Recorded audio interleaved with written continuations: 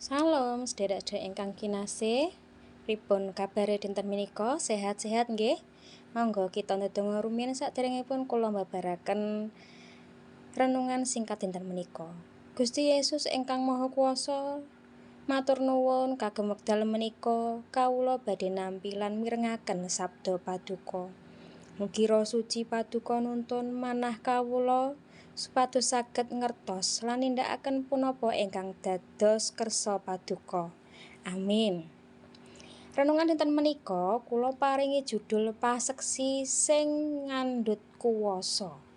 Kapendhet saking Kisah Para Rasul sekawan ayat 33. Mekaten, sabanjure para rasul anggone nekseni bab wungune Gusti Yesus kalawan panguwasa kang gedhe sarta kabeh padha kalubaran ing sih rahmat. Sedherek-sedherek ingkang kinasih, ingkang dipun tresnani Gusti, ayat menika nggambaraken kahanan pasamuan utawi gereja mula-mula ingkang kebak dening panguwasanipun Gusti. Wonten kalih perkawis penting ingkang saged kita sinau saking ayat menika. Sepisan paseksi bab wungunipun Gusti. Para rasul boten namung crita bab piwulangipun Gusti Yesus nanging fokus dumateng wungunipun kebangkitan Gusti. Menika sumber kekiyatan kita. Menawi Gusti Yesus sampun wungu, tegesipun panjenenganipun gesang lan nunggil kaliyan kita saben dinten. Paseksi menika dipun sampaiaken kanthi kuwasa sing gedhe, boten kanthi rangu-rangu. Ingkang kaping kalih, sih rahmat ingkang luber.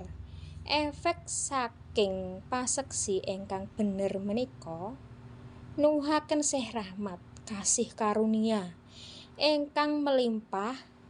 Sih rahmat menika boten namung nylametake nyawa kita, nanging ugi nganti cara kita gesang dados tresna dumateng sesami, remen, tetulung lan gesang rukun. Pasamuan mula-mula saged dadi berkah amarga padha ngraosake sih rahmat Gusti sing ora ana enteke. Panerapan kangge renungan dinten menika wonten ing gesang padintenan punapa kita sampun dados paseksi bab kabecikanipun Gusti, boten kedah ngangge khotbah ingkang dhuwur nanging lumantar tumindak sing becik, sabar lan kebak tresna kita nedahaken bilih Gusti Yesus saestu wungu wonten ing gesang kita nalika kita setya dadi paseksi. Pitados bilih sih rahmat Gusti bakal tansah luber lan nyukupi kabutuhan kita. Monggo kita ndedonga. Gusti Yesus matur nuwun kagem sih rahmat Paduka tulungana kawula supados saged dados paseksi Paduka ingkang nyata lumantar tembung lan tumindak supados asma Paduka tansah dipun mulyakaken. Amin.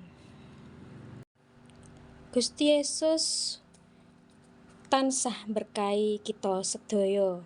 Amin.